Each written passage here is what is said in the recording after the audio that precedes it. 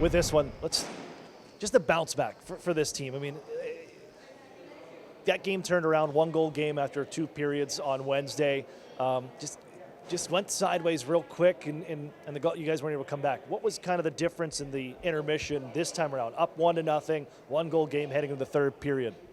I think tonight we talked about just keep playing our style of hockey, and the way we played the first 40 minutes was incredible. So we just talked about being humble and keep playing the same way. I think Wednesday's game we started to back off a little bit. We let off the gas just a little bit, and I mean Abbotsford's a good team, so they paid for that. So, but tonight was full effort from our side. What was that last kind of scramble there? I mean, penalties all around. They pull the goalie, then it's 5-on-4, then it's 6-on-4, and it's just going. So what's going through your mind as a goaltender in the last couple of minutes?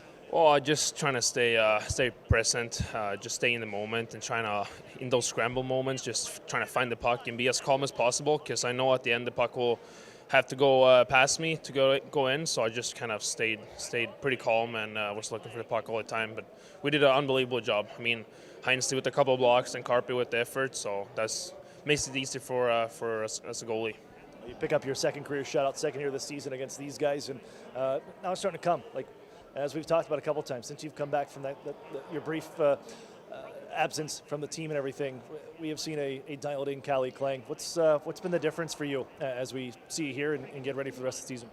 Well, I thought I played pretty well the games before my absence as well. I just didn't get the results with me. But I think the difference this year compared to the other 2 years is that I just stay in my own stuff. Like, I don't worry about anything else than just my own stuff. And that makes a huge difference. And I feel like there's nothing like technical or physical is that different, I wouldn't say, but just the mental side. And I feel more mature, and I'm executing at a high level right now. So just trying to keep it going.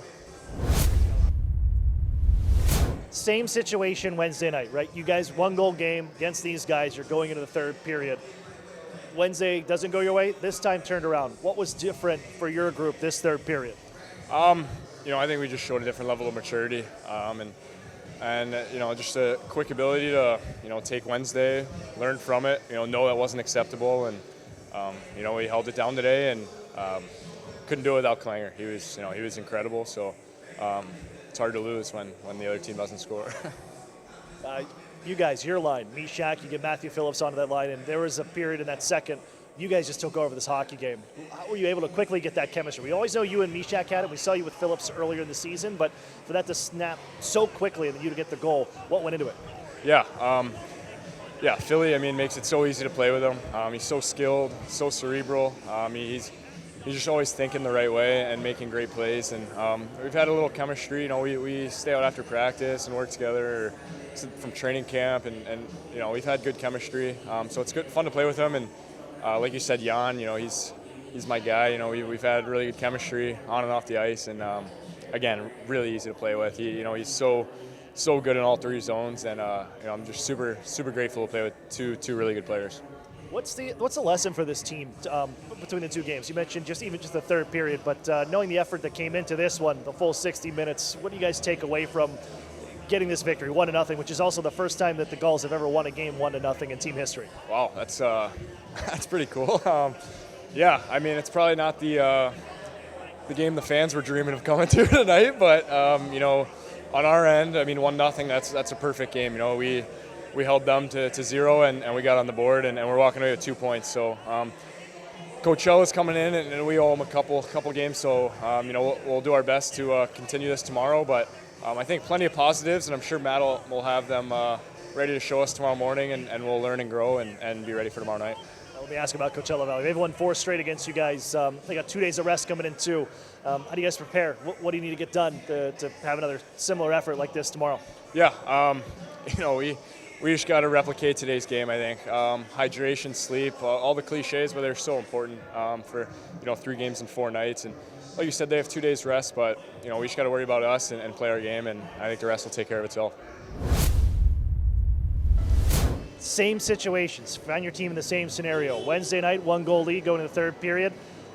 You didn't get the result you wanted. Tonight, what was the difference? What was the message for this group going into the third with a 1-goal lead? We've been through this and gotten over it through this season, and we had something creep back in the last game where we blew a lead in the third period. And so, it's a good opportunity for us to go talk about, playing shutdown hockey and how to close out teams and the kind of the way we got to think. And what I was proud of today was we were actually a little tighter than I was expecting us to be at the first start of it. But then we settled into the period, and I thought there was a lot of good hockey that was played in the third. Calle Clang was part of that good hockey, especially towards the end. And what have you seen from him? Another shutout for him over the Abbotsford Canucks, and it just quality starts. It seems like night in, night out. Yeah, Calle's been rock solid. I think he had to make a couple big saves, but I give a lot of this to our team defense today. I just thought we blocked so many shots, and there were sticks in lanes, and we were collapsing like crazy. And I thought that was a team shutout.